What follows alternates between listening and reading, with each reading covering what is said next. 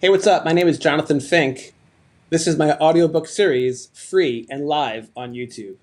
Up next, The Pokemon Gods Are Real, Chapter 35, Timeline of the Pokemon Economy. Every enduring religion develops an economy, not merely a marketplace of buying and selling, but a living system of value, belief, scarcity, and perception. Pokemon, though born as a game, evolved into an intricate economic universe, one governed as much by psychology and narrative as by supply and demand. In the beginning, there was no Pokemon economy. There were only children and cards. Packs were purchased with allowance money, traded on playgrounds, and stored in shoeboxes beneath beds.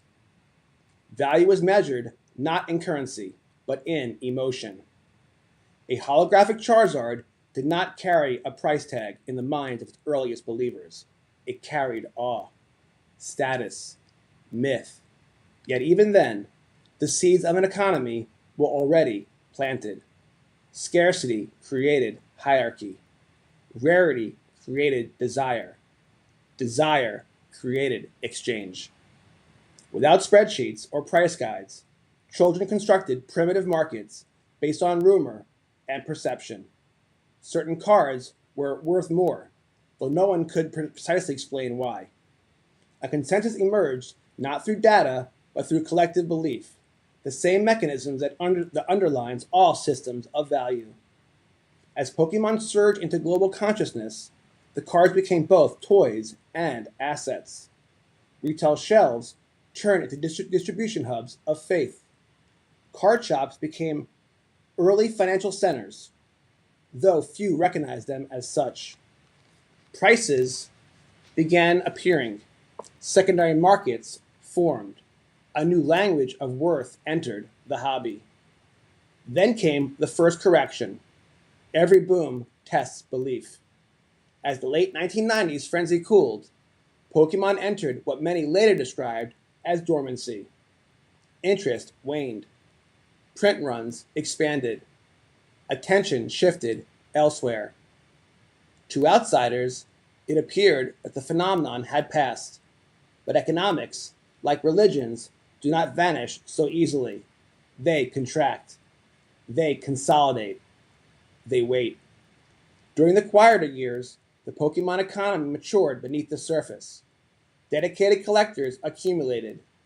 Forgotten sets aged into rarity. Children collections drifted into closets and attics. Value did not disappear. It redistributed across time. The revival cycle proved the system's resilience. With each new generation of games, shows, and cards, fresh believers entered the faith. Nostalgia reactivated dormant participants. Demand resurfaced not only from children, but from adults whose emotional memory now intersected with financial capacity. The economy expanded not linearly, but cyclically. Boom, cooling, rediscovery, expansion. Then came the modern acceleration. Digital platforms altered the speed of belief transmission. Information, once slow and localized, became instantaneous and global. Prices no longer traveled by word of mouth, but by algorithm.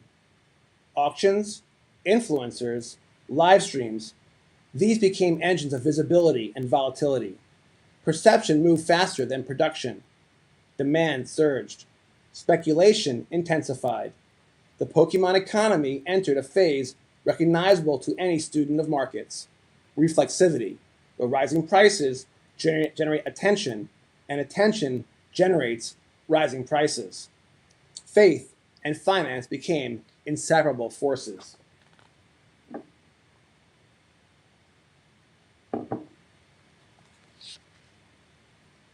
The pandemic era marked a historic inflection point.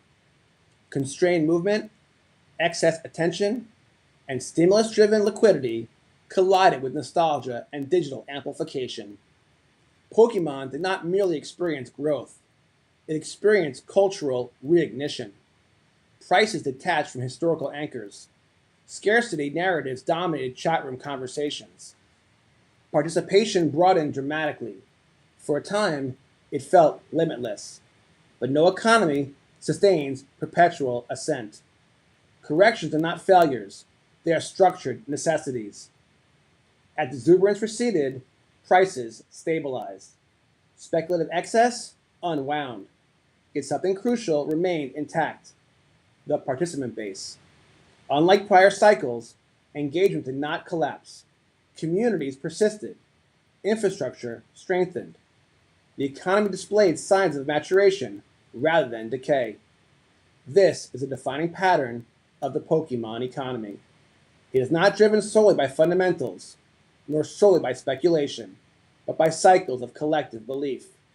Value emerges, expands, contracts, and reemerges, guided by generational memory and cultural continuity. Scarcity is never static. Demand is never fixed. Cards, once dismissed as common, become rare through attrition. Still product, once abundant, become relics through survival. Emotional attachment evolves into financial interest. Financial interest feeds renewed emotional engagement. The system continuously reinvents itself. Importantly, the Pokemon economy is not purely monetary, it is symbolic. Collectors trade stories as often as assets. A card's worth may be denominated in dollars, yet its true power often lies in memory, narrative, and personal meaning. The economy survives because belief survives. And belief survives because Pokemon remains culturally alive. New generations enter, older generations return. Symbols renew meaning and purpose. Art evolves, games expand. With each cycle, the economic structure inherits fresh participants while retaining accumulating mythology. There is no final stage in this timeline, only continuation. The Pokemon economy, like the faith that sustains it, is not a straight line moving toward an endpoint. It is a living cycle, oscillating between frenzy and calm, speculation and sentiment, scarcity and abundance. Free market capitalism at work. End of chapter 35. Up next, chapter 36, the economic significance of Pokemon. Please smash the like button. Please subscribe. And thank you so much. I appreciate you guys always. God bless.